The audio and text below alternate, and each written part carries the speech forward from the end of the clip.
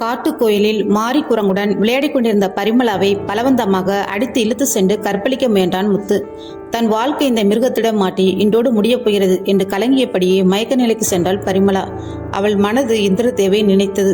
அவள் கண்களில் இருந்து கண்ணீர் தாரத்தாரையாக வழிந்து ஓடியது. அவள் மேல் படர்ந்தான் முத்து. அந்த நேரம் முத்து அலறும் சத்தம் கேட்டது.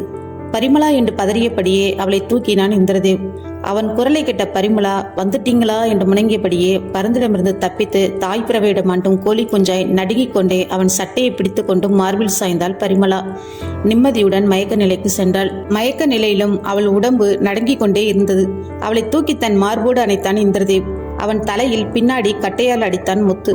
கோபத்துடன் பரிமளாவை படுக்க வைத்துவிட்டு எழுந்த இந்திரதேவ் முத்துவின் கையில் இருந்த கட்டையை பறித்து கொலை வெறியுடன் அவனை அடிக்க ஆரம்பித்தான். இதை சற்றும் எதிர்பாராத முத்து அவனிடமிருந்து தப்பிக்க ஓட ஆரம்பித்தான். ஆனால் இந்திரதேவ் அவனை விடவில்லை. இந்திரதேவிடம் தப்பிக்க நினைத்து ஓடிய முத்து கல் தடுக்கி ஒரு பெரிய பள்ளத்தில் விழுந்தான். அதை பார்த்த இந்திரதேவ் அவனை அப்புறம் பார்த்து கொள்ளலாம் என்று நினைத்து பரிமளாவை தூக்கி கொண்டு கோயிலுக்கு வந்தான். மாரி குரங்கும் தள்ளாடியபடி அவர்கள் அருகில் வந்தது. பரிமளா அவன் மடியில் மயக்கத்தில் இருந்தாள். சுற்றுமுற்றும் பார்த்தான் இந்திரதேவ். அங்கு ஒரு மண்பானை இருந்தது. அதன் மேல் ஒரு பாத்திரமும் இருந்தது. மாரி குரங்கிடம் கொஞ்சம் தண்ணீர் எடுத்து வர சொன்னான். குரங்கு தண்ணீர் கொடுத்தது. அதை பரிமளாவின் முகத்தில் தெளித்தவன், பரிமளா எழுந்திரடி, உனக்கு ஒன்றும் இல்லை, நான் உனக்கு எதுவும் ஆக விடமாட்டேன், நான் கூட தான் இருக்கேன், இப்போ இல்லை எப்போதும் கூட தான் இருப்பேன், எழுந்திரு பரிமளா, எழுந்திரடி என்று புலம்பியவன் அவளை மார்போடு இன்னும் இறுக்கிய அணைத்தான். கிட்டத்தட்ட 1 மணி நேரத்துக்கு பிறகு மெதுவாக கண் விழித்தாள் பரிமளா. தான் இந்திரதேவின் மடியில் படுத்திருப்பதை உணர்ந்த பரிமளா திடுக்கிட்டு போய் அவனை விட்டு நகர்ந்தாள். அவளை பார்த்து முறைத்த இந்திரதேவ், இன்னும் எத்தனை நாளைக்கு என்னை பிடிக்காத மாதிரி நடிக்க போற என்று கேட்டான். உடனே பரிமளா தேம்பி தேம்பி அழ ஆரம்பித்தாள். அழுது கொண்டே, நீங்க எப்படி இங்க வந்தீங்க என்று கேட்டாள். நீ என்னை பார்க்காம இருந்தாலும் உன்னை என்னால் பார்க்காம இருக்க முடியாது. உனக்கே தெரியாமல் இந்த இடத்தில் மறைந்திருந்து தினமும் உன்னை பார்த்து விட்டுதான் செல்வேன். இன்று வரும்போது மாறி அடிபட்டு கிடந்தான். உன் வளையல்கள் உடைந்து கிடந்தது. உடைந்த வளையல்களை தொடர்ந்து வரும்போதுதான் உன்னை பார்த்தேன் என்று கூறினான். நீங்கள் மட்டும் வராமல் இருந்தால் என் நிலைமை என்ன ஆயிருக்கும் என்று கூறி மறுபடியும் அழ ஆரம்பித்தாள். பரிமளாவை இழுத்து தன் மார்போடு அணைத்து கொண்ட இந்திரதேவ், நான் இருக்கும் வரைக்கும் உனக்கு ஒன்றும் ஆக விட மாட்டேன் என்று கூறி அவள் முகம் முழுவதும் முத்தமிட்டான். அவன் காதலில் தன்னிலை மறந்த பரிமளா அவளையும் அறியாமல் அவளும் அவனை இறுக்கி அணைத்து கொண்டாள். மாரி குரங்கு சத்தம் போட்டது. விலகிய 2 பேரும் அதனை தூக்கி அதன் காயங்களை பார்த்தனர். அங்கிருந்த பச்சிலைகளை கசக்கி அதன் காயத்தின் மேல் போட்டனர். பரிமளா மாரி குரங்கை தன் மடியில் வைத்து அதன் தலையில் தடவி கொண்டிருந்தாள். கோயிலுக்குள் சென்று வெளியில் வந்த இந்திரதேவ், பரிமளா கண்களை மூடி என்றான். எதற்காக இவன் கண்களை மூட சொல்கிறான் என்று யோசித்த பரிமளாவும் கண்களை மூடினாள். கண்களை திறந்து பார்த்தபோது அவள் கழுத்தில் அங்கிருந்த அம்மன் சிலையில் கழுத்தில் தொங்கிக் கொண்டிருந்த மஞ்சள் கயிறு தொங்கிக் கொண்டிருந்தது. அதிர்ந்து போய் அதனை பார்த்தாள் பரிமளா. இந்த நிமிடம் முதல் நீ என் மனைவி, என்னோட சந்தோஷமும் துக்கமும் இனிமேல் உன் கூட மட்டும்தான் என்று கூறினான். அதிர்ச்சியிலும் சந்தோஷத்திலும் வார்த்தைகள் வராமல் தவித்து நின்ற பரிமளாவின் கைகளை பிடித்தவன், ரொம்ப தாமதமாகிவிட்டது, உன் அம்மா உன்னை தேடுவார்கள், உன் அம்மாவிடம் சொல்லிவிட்டு அப்புறம் என் வீட்டுக்கு போகலாம் வா என்று கூறி அவளை அழைத்து கொண்டு அவன் கார் நிற்கும் இடத்திற்கு வந்தான். காரில் ஏறியவர்கள் நேராக பரிமளாவின் தாய் கோமதி வீட்டிற்கு வந்தனர். வேலைக்கு போன தன் மகள் இன்னும் வரவில்லை என்ற கவலையோடு அவள் வரும் வழியை பார்த்து கொண்டிருந்த கோமதியின் வீட்டு வாசலில் வந்து நின்றது இந்திரதேவின் கார்.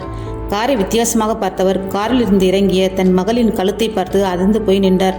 அம்மா என்று பரிமளா கூறியவுடன் உணர்வு வந்தவர் அங்கிருந்து துடைப்பத்தை எடுத்து, ஏண்டி குடிகாரம் பெத்த மவளே, உன் அப்பன் குடிச்சு என் தாலி அறுத்தேன், நீ என்னடி எவனோ எடுபட்ட பையலை கூட்டிட்டு வந்து ஏன் வாசல நிற்கிற, எவ்வளவு நெஞ்சல் தம்பி உனக்கு என்று கத்திக்கொண்டே தொடப்பத்தால் பரிமளாவை அடிக்க ஆரம்பித்தாள். அக்கம் பக்கத்தில் எல்லோரும் கூடிவிட்டனர். பயந்து போன இந்திரதேவ் மெதுவாக காரில் இருந்து இறங்கி பரிமளாவின் அம்மாவை தடுத்தான். எவன்டா நீ, என் பொண்ணை ஏமாத்தினது இல்லாம என்னை வந்து தடுக்கிற, எவ்வளவு தைரியம்டா உனக்கு என்று முறைத்தபடி அவனை சத்தம் போட்டு கேட்டார். அவன் யார் என்று சொல்வதற்கு வாய் திறப்பதற்குள் கூட்டத்திலிருந்து ஒருவர், சின்னையா நீங்க எப்படி இங்க என்று கேட்டபடி முன்னாடி வந்தார்.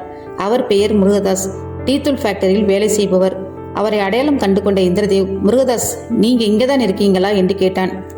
ஆமாம் சின்னையா, நீங்க எதுக்கு இங்க வந்தீங்க என்று கேட்டான். உடனே இந்திரதேவ் தயங்கியபடி பரிமளாவின் அம்மாவை பார்த்தான். பரிமளாவின் அம்மா முருகதாஸை பார்த்து, ஏ முருகு, யாருடா இவங்கிட்ட உனக்கு என்னடா பேச்சு கிடக்கு என்று கேட்டாள். உடனே முருகதாஸ், இவர் யாருன்னு தெரியாம மரியாதையெல்லாம் பேசாத, இவர் நம்ம ஐயா ஆனந்தேவோட பிள்ளை, ஃபாரின் போய் படிச்சுட்டு இப்பதான் நம்ம ஊருக்கு வந்திருக்காரு என்று கூறினான். அதை கேட்டு கோமதி மட்டும் அல்ல, அங்கிருந்த அனைவரும் வாயில் கை வைத்து இந்திரதேவையை பார்த்தனர். இந்திரதேவ் முருகதாஸை பார்த்து, முருகதாஸ், எனக்கும் பரிமளாவுக்கும் திருமணம் நடந்துவிட்டது. இன்று முதல் அவள் என் மனைவி. அவளுடைய அம்மாவிடம் சொல்லிவிட்டு கூட்டிட்டு போகத்தான் வந்தேன் என்று கூறினான். அவனை திரும்பி பார்த்து முறைத்த கோமதியிடம், முருகதாஸ், ஆத்தா, நீ செஞ்ச புண்ணியம், உன் பொண்ணுக்கு நல்ல வாழ்க்கை கிடைச்சிருக்கு. சின்னையா ரொம்ப நல்லவர், உன் பொண்ணை அவரை நம்பி அனுப்பி வை ஆத்தா என்று கூறினான். தயங்கியபடி நின்ற பரிமளாவை பார்த்து முறைத்தபடி கோமதி உள்ளே சென்று ஆரத்தி எடுத்து வந்தார். அதை பார்த்து அனைவர் முகத்திலும் சிறு புன்னகை தோன்றி மறைந்தது. இருவரையும் ஒன்றாக நிற்க வைத்து ஆரத்தி எடுத்தவர் இருவரையும் வீட்டிற்குள் வருமாறு அழைத்துவிட்டு உள்ளே சென்றார். உள்ளே சிறு கூடத்தில் கிடந்த பழைய சேரில் இந்திரதேவ் அமர்ந்தான். பரிமளா தயங்கியபடியே கோமதியின் பின்னால் வந்து நின்றாள். பரிமளாவிற்கும் இந்திரதேவிற்கும் டீ போட்டவர் கொஞ்சம் தின்பண்டங்களை தட்டில் வைத்து இந்திரதேவிடம் கொடுக்கும்படி கூறினார். பரிமளாவும் டீயை இந்திரதேவிடம் கொடுத்துவிட்டு அம்மா அருகில் வந்தாள். பரிமளாவுக்கு குடிக்க டீ கொடுத்தவர் சமையலறை செல்ஃபில் இருந்து ஒரு டப்பாவை எடுத்தார். அந்த டப்பாவில் இருந்து ஒரு குட்டி சில்வர் பாக்ஸ் எடுத்தவர் அதை பரிமளாவின் கையில் கொடுத்தாள். டீயை குடித்து முடித்த பரிமளா அந்த சில்வர் பாக்ஸை திறந்து பார்த்தாள். அதற்குள் ஒரு செயினும் ஜிமிக்கி தோடும் இருந்தது. அதை பார்த்து ஆச்சரியப்பட்ட பரிமளா தாயை பார்த்தாள். அவளை பார்த்து கோமதி, நான் ரொம்ப வருஷமா சிறுக சிறுக சேர்த்து உனக்காக வாங்கினது. மாமியார் வீட்டுக்கு போற, காதில் உள்ள பிளாஸ்டிக் தோட கலட்டிட்டு செயினையும் தோடையும் மாட்டிக்கோ. குளிச்சுட்டு புது புடவை ஒன்று கட்டிக்கோ. அதற்குள்ள சமைச்சிடுறேன். 2 பேரும் சாப்பிட்டுட்டு கிளம்புங்க. போற இடத்துல சாப்பிட முடியுமோ முடியாதோ என்றாள் கோமதி. இதுதான் கோமதி. எந்த சூழ்நிலையையும் சமாளிக்க தெரிந்தவள். குடிகார கணவன் இறந்தவுடன் கை குழந்தையை வைத்துக்கொண்டு கலங்கவில்லை அவள். உழைத்து தன் குழந்தையை காப்பாற்றினாள். குறையில்லாமல் தன் பெண் பிள்ளையை வளர்த்தாள். தன் பெண்ணை மட்டும் யோசித்த அந்த தாய் தன் உடம்பை கவனிக்க மறந்தாள். அதனால் தான் நோய்வாய்ப்பட்டாள். இப்படிப்பட்ட தாய்களின் தன்னலமில்லாத அன்பால் தான் மனித இனம் இன்னும் அழியாமல் இருக்கிறது. இந்திரதேவும் பரிமளாவும் கோமதியிடம் விடை பெற்று கிளம்பினர். வீட்டிற்குள் பரிமளாவுடன் நுழைந்த இந்திரதேவி பார்த்து அதிர்ந்தனர் இந்திரதேவின் அப்பா ஆனந்ததேவும் அம்மா சித்ராதேவியும். வெளியில் உள்ள நபர்களிடம் தைரியமாக தன் காதலை சொன்னாலும் பெற்றவர்களிடம் சொல்வதற்கு தயங்கினான் இந்திரதேவ். அதிர்ந்து நின்ற தன் தந்தையிடம், அப்பா, நான் இவளை காதலிக்கிறேன். தவிர்க்க முடியாத சூழ்நிலையில் இன்று இவளை திருமணம் செய்துவிட்டேன். நான் செய்தது பெரிய தவறுதான். நீங்கள் என்ன தண்டனை கொடுத்தாலும் ஏற்றுக்கொள்கிறேன் என்று கூறி தலை குனிந்து நின்றான் இந்திரதேவ். அவனிடம் பேச வந்த தன் கணவனை கண்களால் அமைதியாக இருக்கும்படி சொல்லிவிட்டு இந்திரதேவி பார்த்து, இந்திரா, இந்த பெண்ணை மேலே கூட்டிட்டு போ என்றாள் சித்ராதேவி. அவர்கள் மேலே சென்றவுடன் ஆனந்ததேவ் சித்ராதேவியை பார்த்து, என்ன இதெல்லாம் சித்ரா, நம்ம கௌரவம் என்ன ஆகிறது? எதையுமே யோசிக்க மாட்டானா இவன் என்று கோபத்துடன் கேட்டார். உடனே சித்ராதேவி, இந்திரதேவ் இதுவரைக்கும் எந்த பெண்ணை பற்றியும் நம்மிடம் பேசியது இல்லை. திருமணத்தை பற்றி யோசித்ததும் இல்லை. அப்படிப்பட்டவன் ஒரு பெண்ணை நமக்கும் தெரியாமல் திருமணம் செய்து கொண்டு வருகிறான் என்றால் அந்த பெண்ணை அவன் அந்த அளவிற்கு நேசிக்கிறான். நாம் வீட்டை விட்டு போக சொன்னாலும் நம்மை விட்டு பிரிந்து செல்ல அவன் ரெடியாக உள்ளான்.